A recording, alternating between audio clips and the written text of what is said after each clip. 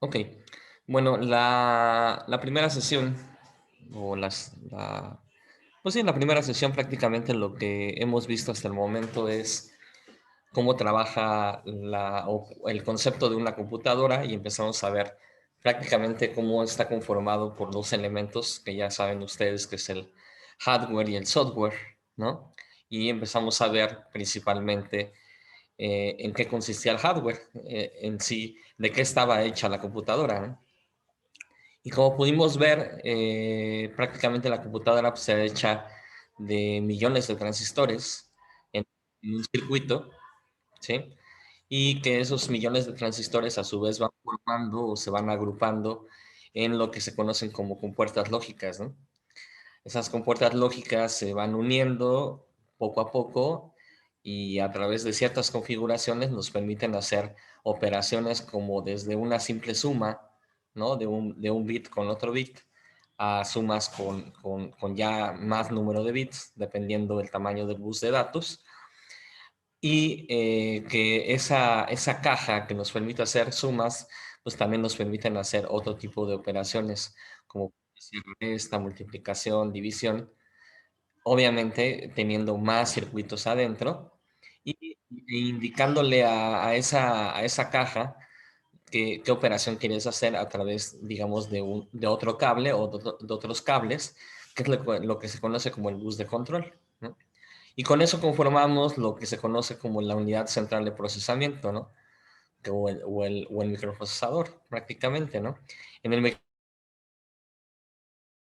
microprocesador nosotros lo que tenemos es, al fin y al cabo, una cantidad enorme, millones de circuitos, pero no son más allá que compuertas AND, OR y NOT, ¿no? Entonces, ¿por qué? Porque la computadora no entiende más de unos y ceros, ¿no? Prendido y apagado. Eso es a lo que se le conoce como el lenguaje máquina, porque es realmente lo único que entiende la computadora, que a nivel físico significa la presencia de voltaje o la ausencia de voltaje, ¿no? Eh, Eso nos permitió ver entonces, por lo tanto, que el microprocesador necesita por ahí de tres buses, que es el bus de datos, el bus de control y el bus de memoria, ¿no? El bus de datos simplemente es por donde va guardando la información, perdón, va viajando la información. Luego, el bus de direcciones es el que va seleccionando en la memoria la dirección a la cual queremos acceder, ya sea para leer o para escribir un dato, ¿ok? Y finalmente el bus de control, pues que de alguna forma coordina todo, toda esta orquesta, ¿no? Si nosotros ya vemos a esta unidad central de procesamiento como una sola caja, ¿sí? Que incluye la memoria principal, lo que vamos a ver como unidad central de procesamiento, que ya incluye el microprocesador, pero que también incluya la memoria principal, lo que nos dimos cuenta es de que cumple con una arquitectura planteada por una persona llamada von Neumann, ¿no? Que fue quien determinó que además de los elementos de entrada, salida y procesamiento, teníamos también un elemento adicional que es la memoria. En este caso es la memoria principal. Ahí en esa memoria principal es donde se guardan todos los programas, ¿no? Que ahí es donde empezamos a hablar de la otra parte, que es el software, ¿no? Entonces, todo lo que de alguna forma permite hacer el hardware es gracias a lo que le indicamos en el software. Y ese software es simplemente una serie de instrucciones, que son los programas, que están cargados en la memoria principal y van dirigiendo de alguna forma lo que la unidad central de procesamiento va a hacer, ¿no? ¿Qué tipo de operaciones? Pues obviamente, generalmente es meter valores, ¿no? A través de los dispositivos de entrada, ¿ok? Luego hacer un procesamiento de la información y finalmente sacar la información. Pero durante el procesamiento generalmente se hace un intercambio de información entre la memoria y el procesador. ¿Ok? De esa forma, este sistema de von Neumann nos permitía cargar programas en vez de estar cambiando configuraciones en el hardware para ejecutar y resolver distintos problemas.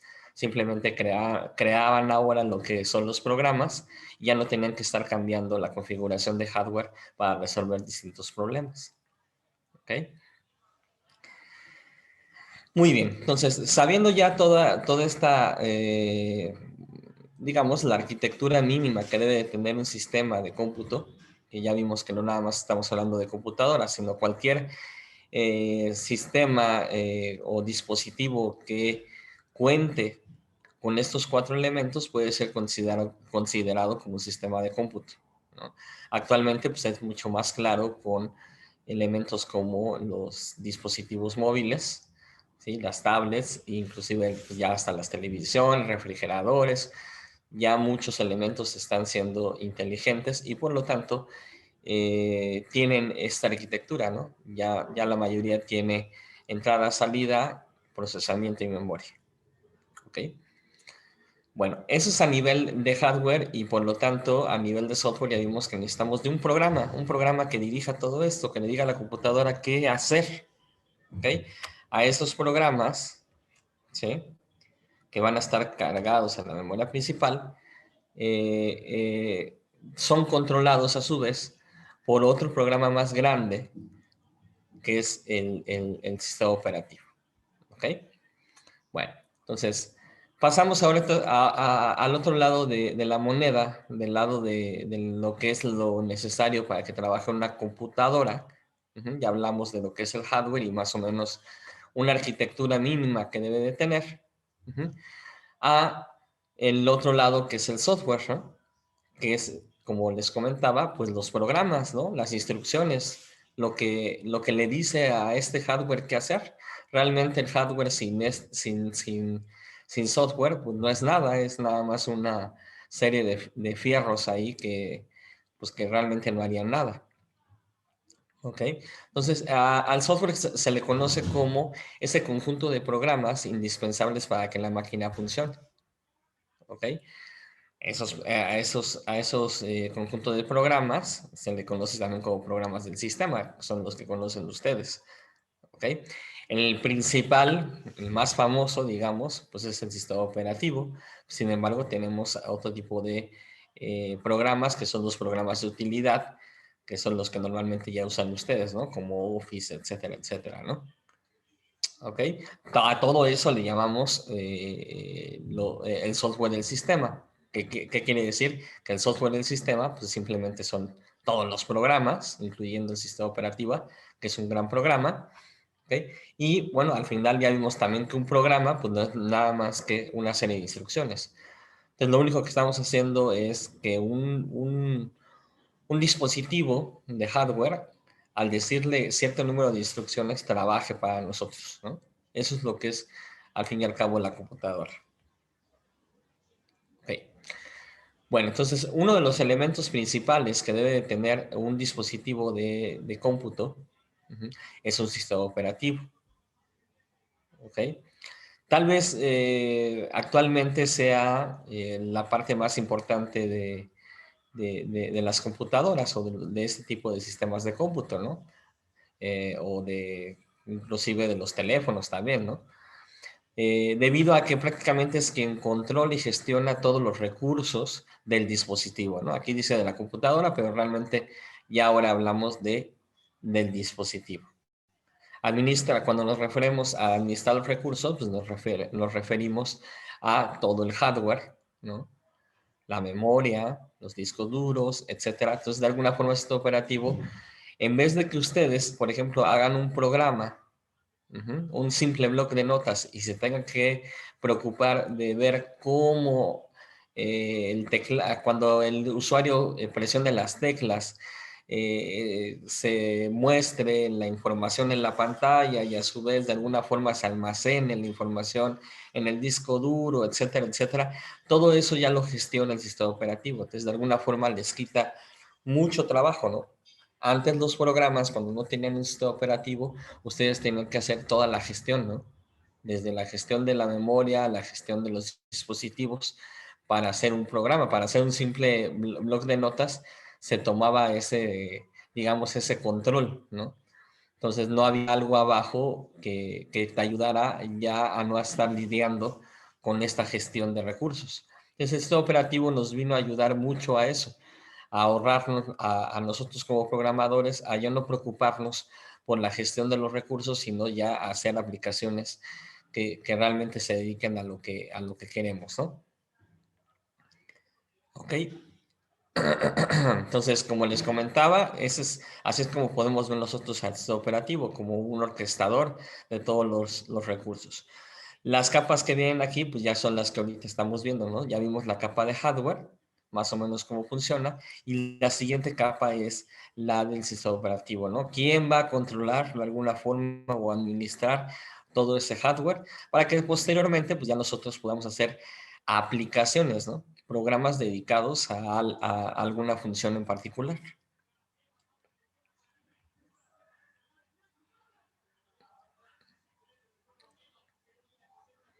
Bueno, como vimos o como les había comentado, realmente cuando ustedes prenden una computadora, pues no en sí inicia el sistema operativo. Lo primero que inicia a nivel, digamos, más bajo es un pequeño programa que se corre en un sistema que llamábamos el BIOS, ¿no? ¿Sí? Que ya vimos que es una memoria ROM.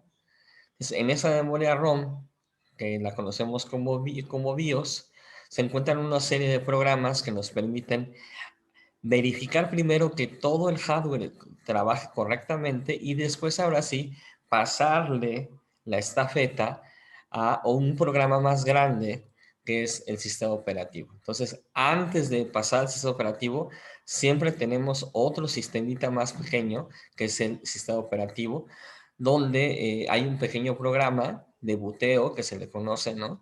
O de carga del sistema, que es el que permite ya cargar tal cual el sistema operativo. ¿Ok? Antes de pasar a ver entonces qué es un sistema operativo, vamos a ver una pequeña explicación entonces, un poquito más a detalle, cómo es que arranca nuestra computadora desde que nosotros apretamos el botón de Power On, uh-huh, hasta el momento donde ya inicia tal cual, o que empiezan a ver ustedes el logo de su sistema operativo, ya sea Windows o Linux, qué es lo que pasa en esos pasos intermedios, ¿no? Que como ya les comenté, lo que pasa es que se corre un programa de arranque que está en el BIOS. ¿Ok? Entonces, déjenme mostrarles un pequeño video donde se explica con algunos diagramas este, este proceso de arranque. ¿Ok? Entonces, déjenme quitar esto.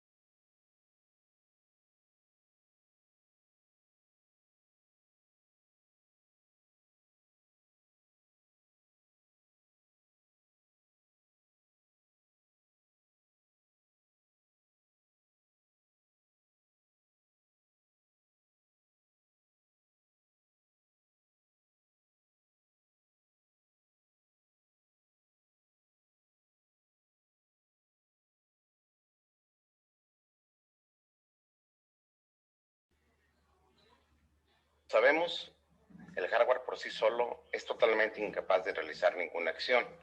Necesita un software que le indique qué tiene que hacer. Cuando encendemos una computadora, estamos poniendo en marcha hardware, por lo que se necesitan medios especiales para hacer que se cargue un primer software.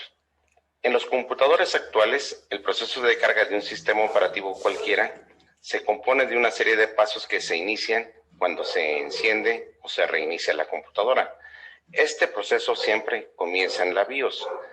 El BIOS es un chip que se encuentra integrado en la tarjeta madre. Esquemáticamente lo podemos representar por la figura que se encuentra a la derecha de nuestra diapositiva. En realidad, ese chip se encuentra formado o se encuentra integrado por 3 programas. Uno que es el Bootstrap, otro que es el Setup, que en su momento vamos a hablar de él, y otro programa muy interesante que en realidad forma parte del proceso de arranque del sistema operativo, que es precisamente el boot. Bien, ¿cuáles son los pasos que se sigue cuando se arranca una computadora hasta que al final se carga un sistema operativo? Bueno, lo primero es esto. Cuando se da atención a la fuente de alimentación y una vez que la alimentación se estabiliza, se genera una señal denominada power boot. Es decir, en uno de los cables que va de la fuente de alimentación a la placa madre, esta señal es recibida en el juego de chips instalados en la mencionada placa y a su vez generan una señal de reinicio denominada reset. Bien, la finalidad de este proceso es evitar que el procesador arranque prematuramente cuando las tensiones de alimentación todavía no son correctas, lo que podría originar que se hagan daños en el hardware. Bien, aquí tenemos en esta figura que cuando encendemos la computadora a través de nuestro botón de inicio, posteriormente, ¿verdad?, se inicializa la fuente de alimentación y esta a su vez suministra de corriente a cada uno de los dispositivos de nuestra tarjeta madre. Por uno de los cables de esta fuente de alimentación es muy interesante, es el llamado cable Powerwood, que una vez que se estabilizan las corrientes, ese cable llamado Powerwood le da una señal al procesador de que todo es correcto y por tanto empieza el proceso de carga. Bien, ese proceso de carga se inicia de esta manera. Una vez que el procesador arranca, y es cuando se retira la señal de reset, es en este punto donde se inicia la BIOS. También ese punto es conocido porque en realidad se inicia un programa que se encuentra en la misma BIOS, que se llama Bootstrap de la BIOS. Bien, vamos a saber que por medio de una circuitería que se encuentra en la tarjeta madre, le vamos a indicar al procesador, ¿verdad?, el punto a donde tiene que dirigirse. Este punto a donde tiene que dirigirse es el punto de un programa de carga llamado Bootstrap, que se encuentra precisamente en nuestra BIOS. Y una vez que se carga este programa, el mismo es llevado hacia el procesador, iniciando de esta manera el proceso de carga. Es decir, a través de este programa, Bootstrap, es cuando ya le estamos indicando una serie de pasos al procesador o una serie de instrucciones para que empiece a cargar. ¿Cuál es el paso que sigue? Bueno, una vez que está cargado en la memoria del procesador este programa llamado Bootstrap, lo primero que hace es iniciar un proceso de comprobación del hardware denominado POS, que son las siglas de Power On Cell Test. Y en caso de existir errores graves, el programa se detiene emitiendo una serie de pitidos. El orden de la comprobación del POS depende del fabricante, pero generalmente la secuencia de comprobaciones se resume como sigue. Primero se comprueba que no existan errores en el procesador. Enseguida se empiezan a hacer las comprobaciones de la memoria RAM. Después hay una parte, o la tercera parte, es la de inicializar los dispositivos de video y teclado. Después que ya se inicializan los dispositivos de video y teclado, se empieza a observar una secuencia de números que nos indican que se está verificando el tamaño de la memoria. Bien, después se inicializan los puertos COM, en este caso los puertos Sericom, el puerto paralelo, el EPT, los puertos USB, los puertos seriales SATA y los puertos Scotch. Otra comprobación que hace en este caso el POTS es si en dado caso existiera una disquetera, va a buscar si ahí hay algún programa. Si no, empieza después a buscar en nuestro disco duro, ya sea un IDE, en este caso de interfaz paralelo, o en interfaz series, que son los llamados series SATA, serial ATA, o en este caso los SCSI. Una vez que se hace esta secuencia de comprobación, es cuando empezamos a checar si hay una serie de errores. Por ejemplo, en los pasos A y B, ahí no hay en este momento una señal de video. Entonces, ¿qué es lo que sucede? Si hay un error en esos dos puntos, lo que hace la computadora es emitir una serie de pitidos para saber o indicarnos saber que hay un error. Si después de pasados esos puntos A y B se sigue el proceso de carga desde el punto C hasta el G y si hay una serie de errores, esos errores se pueden visualizar en el monitor. Bien, si seguimos con el proceso de arranque, vamos al paso número 4. En este paso número 4, lo que hace es el BIOS nuevamente buscar la existencia de otros programas BIOS o BIOS ROM que se encuentran en algunos otros dispositivos. Por ejemplo, el disco duro, las tarjetas de red y las controladoras SCSI. ¿Qué quiere decir esto? Que también dentro de esos dispositivos, como pueden ser el disco duro o las tarjetas de red, etcétera, también existen ROM, BIOS que se pueden cargar. Bien, una vez que pase esta comprobación, nos dirigimos al paso número 5. En este paso número 5, ya que fue sucediendo una serie de comprobaciones, y si todo es correcto, ¿verdad? El BIOS muestra una pantalla principal, generalmente con los créditos del fabricante, el número de versión y fecha, etcétera. También se puede visualizar ahí qué marca de procesador tenemos, la velocidad del mismo, la cantidad de memoria, los discos duros, las unidades de CD o DVD que detecta, la memoria caché, tanto primaria como secundaria, que tenga en este caso nuestro dispositivo o nuestra computadora. Y por último, ya sería el paso número 6 de nuestro proceso de arranque de nuestro sistema operativo. La última instrucción del programa POS es buscar otro programa que pueda ser cargado en el procesador de nuestra computadora para que se encargue de seguir arrancando el sistema informático, en este caso nuestra computadora. Normalmente lo que hace es cargar ya un sistema operativo. Bien, a grosso modo, este es el proceso de arranque de un sistema informático. Muy bien. Entonces, como ven, déjenme poner aquí la laminita. Creo que esta es la importante. Cuando ustedes le dan, encienden la computadora y le dan energía, prácticamente lo que hacen es, a través de un programa que se encuentra en el BIOS, que ya vimos que físicamente es un chip de memoria, una memoria ROM, en esa memoria ROM se encuentra pues, un programa, ¿no? Sí, al fin y al cabo, como les comenté, el hardware no hace nada si ustedes no le dicen qué hacer, ¿ok? Entonces, lo primero que hay cuando ustedes le dan energía a una computadora es decirle a la computadora que cargue un programa y el primer programa que carga pues se encuentra dentro del BIOS. ¿Okay? Esos tres programas que vienen por ahí, pues al fin y al cabo, lo que nos permiten es verificar que todo el hardware trabaja de manera correcta, ¿no? Ya más o menos vimos los pasos. Y una vez que se verifica que todo el hardware mínimo requerido trabaja de manera correcta, ¿no? Y ver que aunque no solamente esté conectado, sino que se hace una verificación de que a su vez trabaje bien, ya le pasa de alguna forma la estafeta a un programa más grande que sería el sistema operativo. ¿Ok?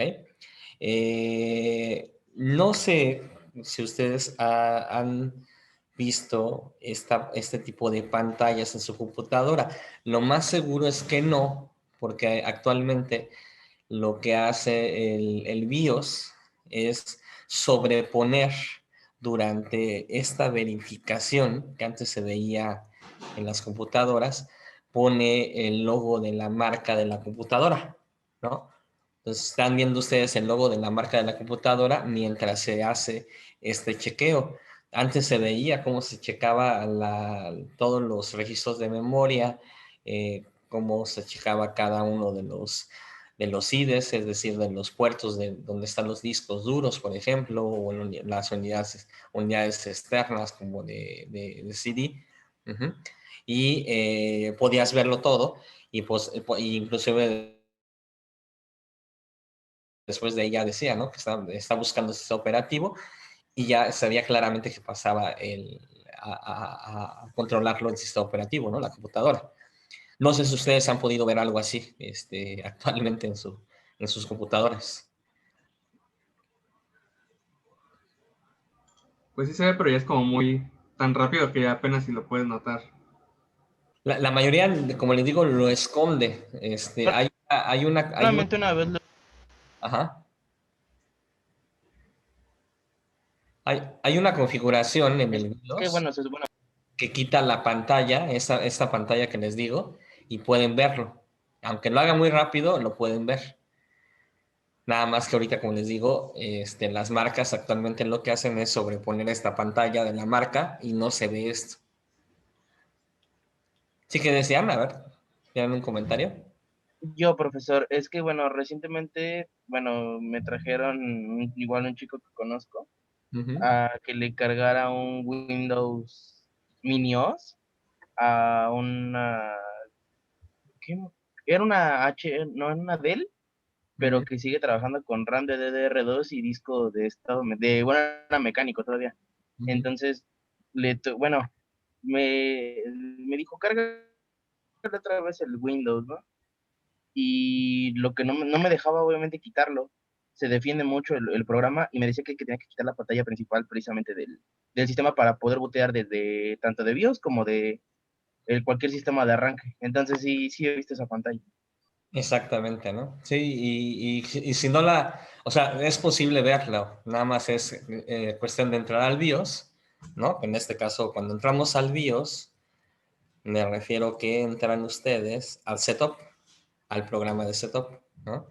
Y en ese programa de setup ustedes pueden ponerla ahí que quite esa pantalla para que puedan visualizar, inclusive puedan visualizar, por ejemplo, las opciones de boteo, por ejemplo, una cierta combinación de teclas o una cierta tecla te permite, permite al BIOS darte a conocer las opciones de arranque que tienes, ¿no? Por ejemplo, ¿no?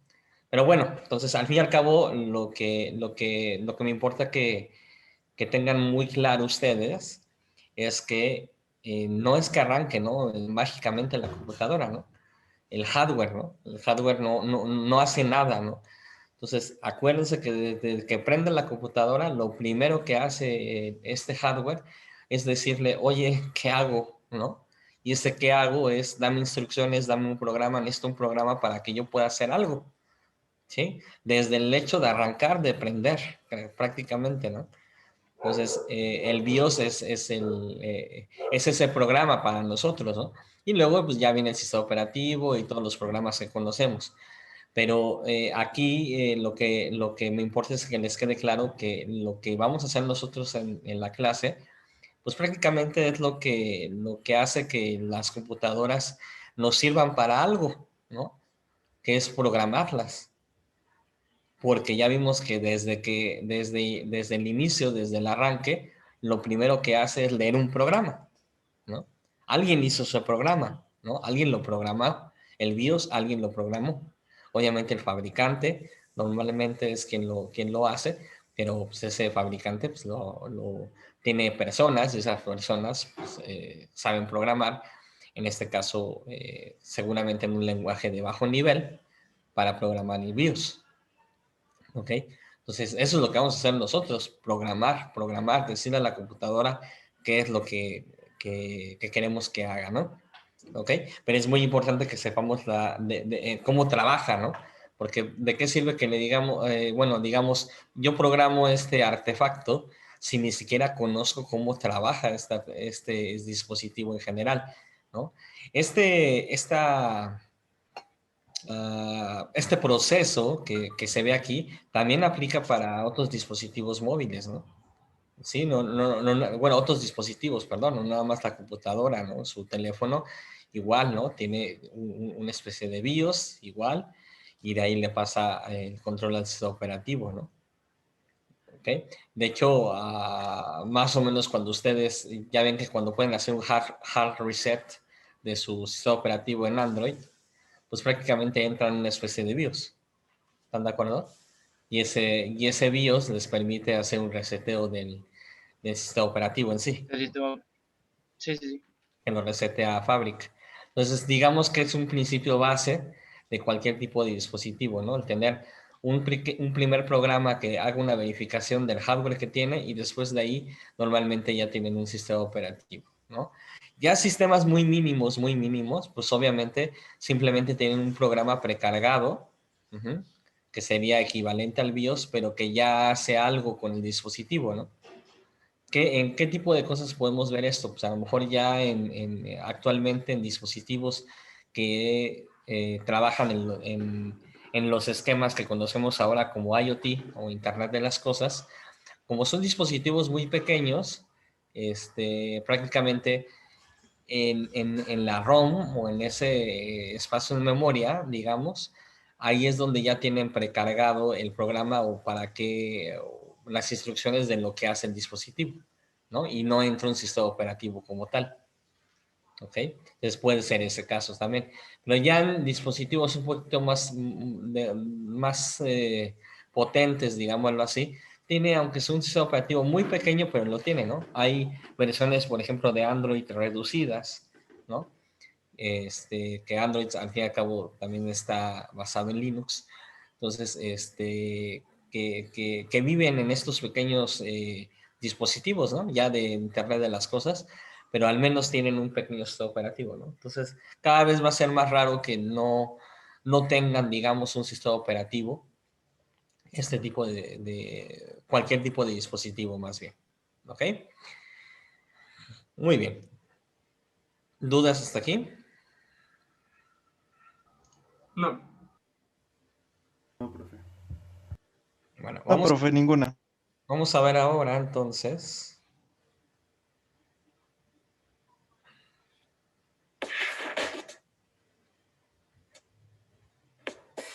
Bueno, un tantito. Uno de los elementos. Vamos a ver ahora qué es un sistema operativo. Pongo los videos porque la mayoría de ellos vienen con animación y creo que, bueno, les hace entender un poquito mejor el concepto, ¿no?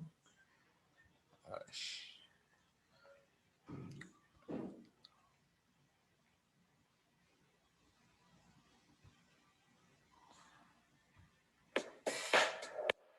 Uno de los elementos fundamentales que utilizas cada vez que prendes tu computadora es el sistema operativo. Seguro escuchaste hablar de él muchas veces. ¿Pero qué es el sistema operativo? Un sistema operativo es un programa específico o un software de base que te brinda un entorno para que puedas conectarte e interactuar con el hardware de tu computadora. Es el puente entre vos y tu equipo. Su objetivo es que puedas usar todo lo que ofrece el sistema informático en forma eficiente y sacando el máximo provecho al hardware. En síntesis, es lo que permite que todos los programas y los componentes de la computadora funcionen armónicamente. Según los permisos que se admiten a los usuarios, existen dos clases de software, el privativo y el libre. El privativo no permite que un usuario cualquiera tenga el libre acceso a su código fuente. Esto solo se encuentra a disposición del desarrollador y solo él puede modificarlo. Pero, ¿qué sucede con el software libre? El software libre es exactamente lo opuesto al privativo. El usuario tiene la posibilidad de utilizarlo, modificarlo, copiarlo y distribuirlo. Además de privativos o libres, los sistemas operativos pueden clasificarse por el tipo de dispositivo utilizado, es decir, computadoras de escritorio y portátiles por un lado y celulares y tablets por el otro. Los sistemas operativos se clasifican según el tipo de dispositivo que controlan y los procesos que administran. Está el sistema operativo en tiempo real. Ejecuta aplicaciones en tiempo real. Para que funcione correctamente, necesitas que el sistema sea predecible. Se utiliza para sistemas industriales, instrumentos científicos y controlar máquinas. Monosaurio o monotarea. Es un sistema operativo diseñado para que el usuario realice una tarea por vez. Se utiliza, por ejemplo, en algunos celulares. El multitarea es el que permite realizar varios procesos a la vez. Es el más utilizado en las computadoras, donde podés usar un procesador de texto, descargar un archivo e imprimir un documento, todo a la vez. Por último está el multiusuario. Es el que permite que varios usuarios usen recursos de un equipo simultáneamente. Este sistema debe administrar la capacidad del equipo a demanda de los usuarios. Se usa en las computadoras mainframe.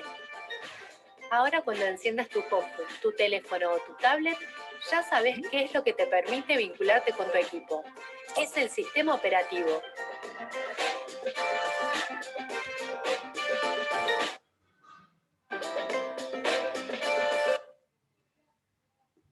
Muy bien.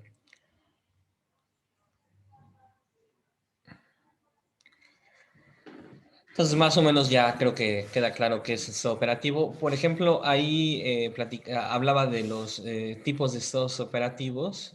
Ustedes van a llevar una materia, según yo, de estados operativos, o en alguna materia lo van a llevar un poquito más a fondo, donde deberían de ver cada uno de estos tipos que vimos por ahí, ¿no? Mencionó algo muy curioso, ¿no? Por ejemplo, los de los multitarea y los de tarea específica. Antes los teléfonos no eran multitarea, ¿no? Cuando hablamos ya de un smartphone, es cuando tuvo un sistema operativo de multitarea, ¿no? Antes de eso, los otros tipos de estados operativos que tenían no eran multitarea, ¿no? O estabas en una cosa o en otra, pero no estaban abiertas todas las aplicaciones al mismo tiempo, ¿no? Que eran los teléfonos anteriores. Pero ya los actuales, pues sí trabajan más como trabaja su computadora, que es un sistema multitarea. Cuando estamos haciendo procesamiento en paralelo, por ejemplo, entre muchas computadoras conectadas a la red, ustedes pueden hacer que un programa corra entre todas esas computadoras, ¿no? Pero necesitas un sistema operativo que te permita hacer eso primero. Y después también programar tu programa. Ahora sí que tu programa debe estar preparado con instrucciones especiales para ser procesado por distintas máquinas, ¿no? Entonces también eso es para sistemas que se le conocen como sistemas operativos distribuidos. ¿Ok? Entonces digamos, después de que ustedes prenden una computadora, entran el BIOS y después le dan el poder operativo, pues ya vimos que no nada más es el que conocen como tal cual, el multitarea, ¿no? Hay otros tipos de estados operativos que a lo largo tal vez de su vida podrán llegar a manejar. ¿Ok? Bueno. Entonces, ya que sabemos que nosotros, nuestra tarea al fin y al cabo en esta materia, pues va a ser hacer este tipo de programas. Alguien hizo el BIOS, alguien hizo el sistema operativo, alguien lo programó. Digo, el más famoso ya sabemos que es nuestro tío Gates, que programó Windows, pero alguien lo hizo al fin y al cabo, ¿no? Ese programa alguien lo programó, ¿ok? Entonces, para nosotros es muy importante aprender cómo hacer estos programas. ¿Sí? En esta materia, que es programación avanzada, vamos a aprender una técnica de cómo programar de una cierta forma, que es programación orientada a objetos. Pero bueno, estaremos dando un repaso primero de los conceptos básicos de programación antes de pasarnos al paradigma o a la forma de cómo programar en programación orientada a objetos. ¿Okay? Bueno, entonces, como vimos, la computadora solamente entiende de unos y ceros. Nosotros, para poder decirle a la computadora que haga una serie de instrucciones, pues teóricamente tendríamos que aprender ese lenguaje de unos y ceros. Pero como no, es complicado que lo conozcamos, se han creado lenguajes de otro nivel, ¿no? Ujú. Que de alguna forma nos permiten comunicarnos con la computadora de forma un poquito más sencilla. Pero eso no quita que al final la computadora entienda nuevamente solamente código máquina o unos y ceros. ¿Ok? Entonces, nosotros vamos a escribir nuestros programas en un lenguaje de programación, ¿no? En un idioma, ¿no? Como cuando hablamos del lenguaje, pues hablamos de idiomas, ¿no? Como español, inglés, etcétera. Pues aquí igual, vamos a aprender un lenguaje, un idioma como si estuviéramos aprendiendo chino, para poder comunicarnos con la computadora. La gran diferencia, digamos, es que el número de palabras que nos tenemos que aprender es mucho más reducida a lo que sería un lenguaje formal, ¿no? De seres humanos, ¿no? Como chino, francés. Aquí, los lenguajes de programación es simplemente un conjunto de instrucciones que nos debemos de aprender para que nosotros nos podamos comunicar con la computadora. ¿Ok? Bueno, para que nosotros hagamos nuestros programas, normalmente lo que debemos de hacer primero es hacer algo que se conoce como el pseudocódigo en un lenguaje de programación. ¿Qué es el pseudocódigo? Pues simplemente es un paso previo a elegir tal cual ya un lenguaje de programación. ¿Sí? El pseudocódigo es un lenguaje intermedio que, digamos, nosotros podamos entender, pero que ya se va acercando un poquito a la lógica de lo que, de cómo le vamos a decir a la computadora que haga algo. ¿Ok? Entonces, normalmente cuando ustedes vayan a programar, lo primero que tendrán que hacer es hacer sus programas en pseudocódigo antes de realmente llegar a lo que ya denominamos como codificación, que es realmente traducir nuestro pseudocódigo a un lenguaje de programación de alto nivel, como podría ser Java, como podría ser C++. Cuando nosotros ya hacemos esa traducción de nuestro pseudocódigo, donde ya está la respuesta a nuestro problema, y lo único que hacemos es una traducción a Java, a C++ o a cualquiera de esos lenguajes, se crea un archivito con todo ese lenguaje y a ese archivo se le conoce como archivo de código fuente. ¿Okay? Entonces, cuando ustedes crean ya un programa en C o en Java, que es un fichero, un archivo común y corriente de texto, normalmente le ponen una extensión, por ejemplo, en C++, CPP o en Java.java. A ese archivo que tiene las instrucciones en el lenguaje de programación que van a utilizar para comunicarse a la computadora, se le conoce como archivo de código fuente. ¿Ok? La cuestión aquí, y que debe de quedar muy clara para ustedes, es que el hecho de decir que ustedes programan, quiere decir que lo que hacen es resolver problemas, ¿no? El lenguaje de programación es simplemente una forma de expresarlos y de comunicárselo a la computadora para que ella lo haga de manera automática. Pero en sí la resolución del problema la deben de hacer ustedes. El programador lo que hace es simplemente resolver un problema, ver los pasos que hay que hacer para resolver ese problema y traducirlos a un lenguaje de programación.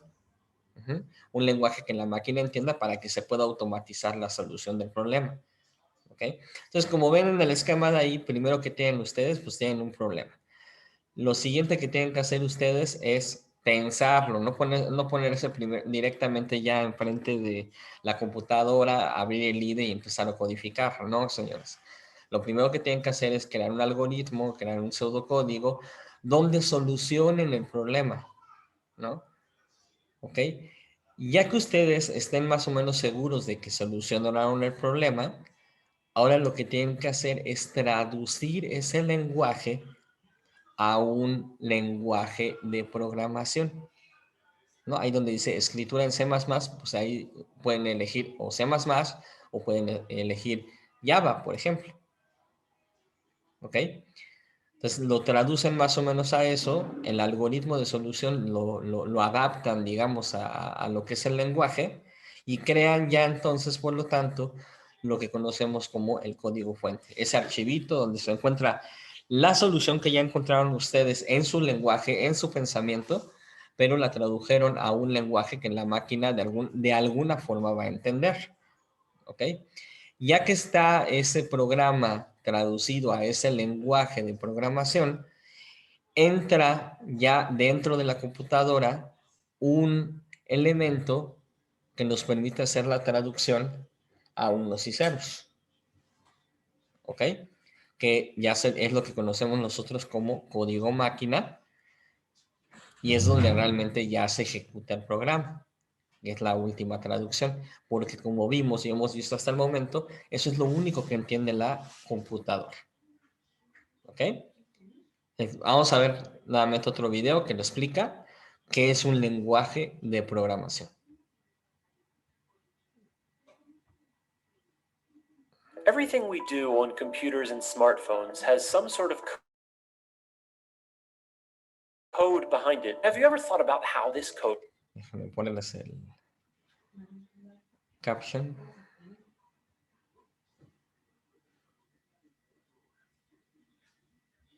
No trae subtítulos, pero HSH, se me acuerdo que sí tenía.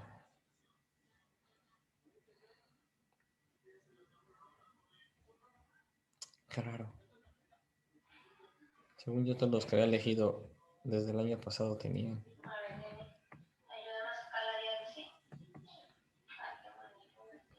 Bueno. Véanlo más o menos, lo volvemos a repasar. Creo que más o menos se entiende un poquito con los dibujos. Everything we do on computers and smartphones has some sort of code behind it telling it what to do. But have you ever thought about how this code gets written? There are thousands of different languages in the world around us, and in the digital world, things aren't so different. There are also tons of different programming languages making up the code that powers much of our technology.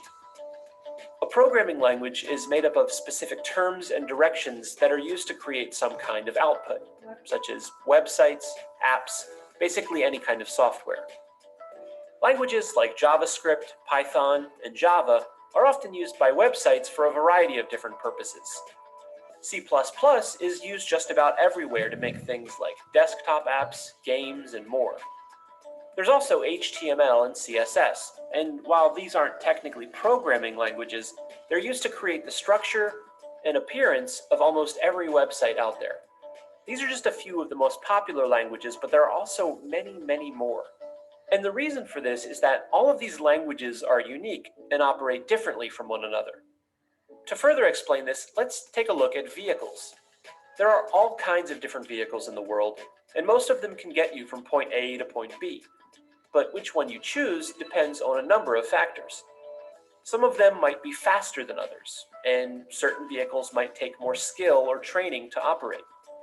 In some instances, one vehicle might work better than another, like if you needed to move some bulky objects. But in a lot of cases, most modes of transportation can get the job done, and it just comes down to what you personally prefer. All of these qualities about vehicles also apply to programming languages. For example, a web developer might choose to use JavaScript because it works well with HTML, while a video game designer might choose C++ because it can handle more complex graphics. Without programming languages, most of the technology we use on a daily basis would be useless. When it comes down to it, they're simply the backbone of all of our software. Bueno, entonces, más o menos en resumen, lo que vimos es, existen N tipo de lenguajes de programación, pero al fin y al cabo, ¿sí? Como ven aquí la analogía que hacen ellos, ¿no? Dicen, bueno, puedes tener muchos tipos de vehículos, pero al fin y al cabo todos ellos te permiten ir del punto A al punto B, pero si tu camino tiene ciertas características, tú vas a saber qué tipo de vehículo es el mejor para ese camino, ¿sí? Cuando nosotros elegimos un lenguaje de programación, pues lo elegimos en base a ese camino, ¿no? ¿Qué es lo que tiene que hacer? ¿Para qué nos sirve? ¿Sí? ¿Qué será mejor? ¿No? Entonces, por ejemplo, aquí nos va diciendo, ¿no? Pues un desarrollador web, pues obviamente va a elegir, por ejemplo, JavaScript, ¿no? Ahí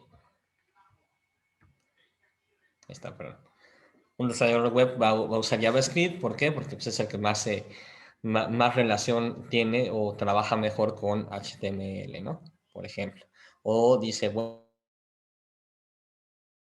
si tú quieres hacer un videojuego, muchos lo programan en C++, ¿no? Por ejemplo, ¿no? Pero a lo mejor para teléfonos móviles, ¿no? Ahí pues tienes que usar Android, tienes que usar Kotlin, ¿no? Entonces, depende, ¿no? El tipo de trabajo que tienes que hacer, muchas veces es el lenguaje que debes utilizar. La cuestión aquí es de que los conceptos que vamos a ver nosotros durante el semestre no están ligados o forzados a un lenguaje en particular. Simplemente mientras el lenguaje sea 100% orientado a objetos, nosotros vamos a poder aplicar ese conocimiento a cualquiera de esos lenguajes, ¿no? Digamos, a C++, a Java o a cualquiera de la plataforma .NET, como es Visual Basic.NET o C Sharp, Al ser lenguajes 100% orientados a objetos, todos los conceptos que vamos a ver, ¿no? De programación orientada a objetos pueden ser aplicados a estos lenguajes, ¿no? Ya va a depender de ustedes en el futuro, cuando entren a trabajar en una empresa, pues les van a pedir un lenguaje en particular, pues ahora sí que por el fin que persiga la empresa, ¿no? O para lo que van a estar haciendo ustedes, ¿no? Si van a hacer un desarrollo web, si van a hacer un desarrollo para maquinaria, a lo mejor, o para gráficos, etcétera, pues va a cambiar, ¿no?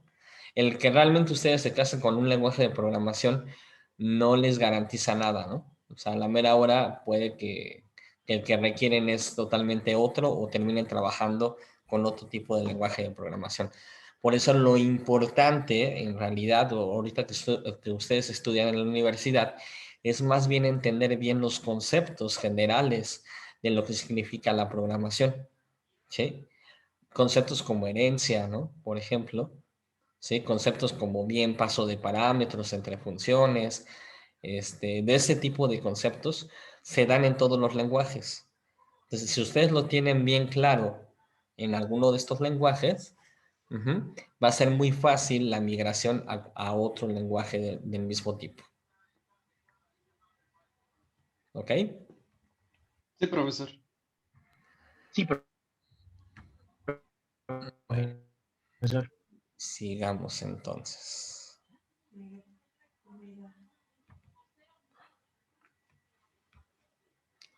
De lado.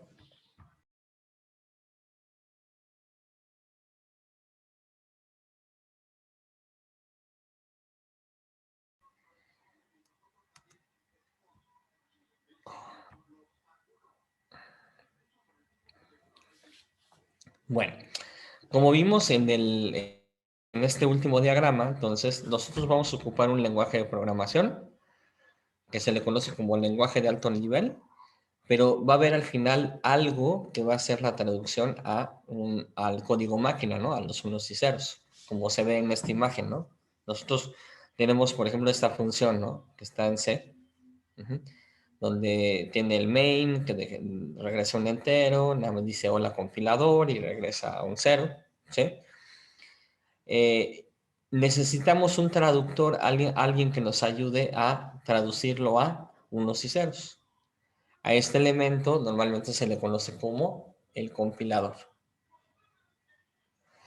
El proceso de traducción de un programa fuente, que ya vimos que es un programa fuente, que es en donde se encuentran las instrucciones en el lenguaje de alto nivel,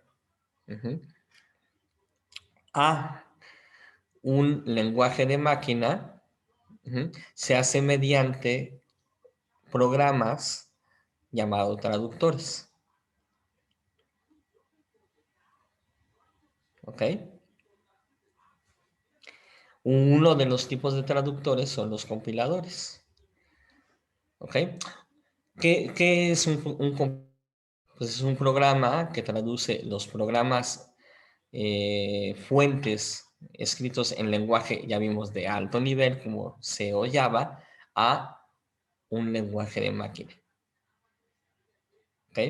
La traducción del programa se realiza en una sola operación denominada compilación, ¿no? El compilador, obviamente, a ese proceso se le conoce como compilación al hecho de ir traduciendo. Es decir, lo que va haciendo es traducir todas las instrucciones que ustedes pusieron en el lenguaje de alto nivel, las traduce al lenguaje máquina en un solo bloque. El programa ya compilado y depurado se denomina ya el programa ejecutable, que es el que ya teóricamente la computadora va a agarrar y va a ir ejecutando. ¿Ok? Entonces, no es lo mismo tener entonces sus instrucciones en un archivo código fuente, por ejemplo en Java. Eso no quiere decir instrucciones tal cuales que va a leer la computadora, ¿no? Acuérdense que la computadora lo único que entiende es unos y ceros. Entonces, lo primero es pasar nuestro código fuente en ese lenguaje a través de un proceso de compilación para traducirlo a código máquina. ¿Ok? Ese código máquina es el mismo programa, pero está en unos y ceros. Si lo cargan ustedes a memoria, ahora sí la computadora puede entenderlo y puede ejecutarlo. Por eso se le conoce como ya programa ejecutable. ¿Ok? Ese es un tipo de traductor que son los compiladores y son los que más conocen ustedes. Y los otros son los intérpretes, que es un programa, un traductor también que toma el código fuente, ajá, y inmediatamente lo traduce y lo ejecuta. ¿Ok? Lo va traduciendo línea por línea, no todo. ¿Ok? Entonces, se pueden a ver ustedes cuando hacen un programa en C o en Java, ya que ustedes que llevaron C, por ejemplo, primero pasaban un proceso de compilación, ¿no? Le decían que lo compilara y después ya que lo ejecutara. Lo mismo va a ser en Java. Primero hay que compilarlo para que cree el ejecutable y después, ya con el ejecutable, lo pueda, ahora sí que correr, ¿no? En la computadora. Aunque en Java, en realidad, hay algo ahí intermedio que nos permite correrlo en cualquier computadora, que se le conoce como la máquina virtual de Java. El principio es lo mismo, lo va a traducir a otro lenguaje, que no es tal cual código máquina, pero digamos es algo cercano a código máquina, y que al final lo que se conoce como la máquina virtual de Java es quien lo va a ejecutar. ¿Ok? Sí, profesor. Entonces, chavos, en resumen hasta ahorita, ¿no? ¿Qué es lo Una que pregunta. tenemos? Pues tenemos el entendimiento de lo que es la computadora a nivel hardware, más o menos ya vimos de qué se trata, los buses que tiene, la memoria principal, de qué se compone el microprocesador, ya vimos que son compuertas lógicas, etcétera, y que todo eso simplemente es una circuitería que sin el software no hace nada. Ya vimos que es el software, pues son programas y que incluso desde el arranque de la máquina, cuando la aprendemos, lo primero que hace es buscar un programa que lo controle, que es el BIOS, ¿no? Y dentro del BIOS ya vimos que tenemos más de un programa, ¿no? Ajá, que uno de ellos, por ejemplo, checa que esté todo el hardware bien y el otro ya empieza a hacer lo que conocemos como el arranque y pasarle la estafeta al sistema operativo. Ya vimos que era un sistema operativo que es quien gestiona o administra todo y que nos ahorra mucha chamba a nosotros ya como programadores porque simplemente nos dedicamos a hacer aplicaciones. Y ya no nos preocupamos por la gestión o el gestionamiento de los recursos, ¿no? Porque eso ya no es el sistema operativo. ¿Ok? Entonces, eso es lo que ya tendría un sistema mínimo, ¿no? Para nosotros. Y es lo que nosotros partimos de que vamos a programar en sistemas de cómputo que trabajan más o menos de esa forma, ¿no? ¿Okay? Ya sea un teléfono, ya sea una computadora, o como les decía, sistemas mínimos que cumplan esta arquitectura, pues va a ser al fin y al cabo como deberíamos de entender que trabajan ellos. ¿Ok? Y que nosotros lo que vamos a hacer es programarlo en un lenguaje de alto nivel para que se haga la traducción a lenguaje máquina para que ella lo entienda. ¿Ok? Nos han quitado mucha chamba, ¿no? Antes la gente tenía que programar tal cual en unos y ceros y después programaron con ensamblador, ¿no? Algo ahí intermedio, pero pues era mucha lata, ¿no? Nosotros ya, digamos, estamos en una generación donde la programación es mucho más sencilla, hablando del lenguaje, y realmente nos hace dedicarnos más a solucionar el problema. Eso es lo importante para ustedes, chavos. Esta materia se trata de, programar se trata de solucionar problemas. No se trata de aprender Java. Se trata de ver cómo técnicas de solución de problemas para que lo entienda la computadora, eligen el lenguaje y después ya la computadora lo resuelve de forma automática. Pero quien resuelve el problema son ustedes, no la computadora. Si ustedes a la computadora le dicen que haga tonterías, simplemente automatizan el hacer tonterías. ¿Sí? Entonces, todo lo que le digan, por ejemplo, cuando están ustedes programando y me dicen, es que no sé qué es lo que hace, pues, ¿cómo no vas a saber, no? Si está haciendo lo que tú le estás poniendo las instrucciones. No hay más. No hay más, ¿no? La computadora simplemente, tú me dijiste que hiciera esto, lo hace, ¿no? No, no, ella no se inventa instrucciones de la nada. Simplemente hace lo que ustedes pongan en las instrucciones del lenguaje que hayan elegido. ¿Va? ¿Dudas hasta aquí, chavos? Ninguna, profe. Nada más, ¿podría pasar los links de los videos, por favor?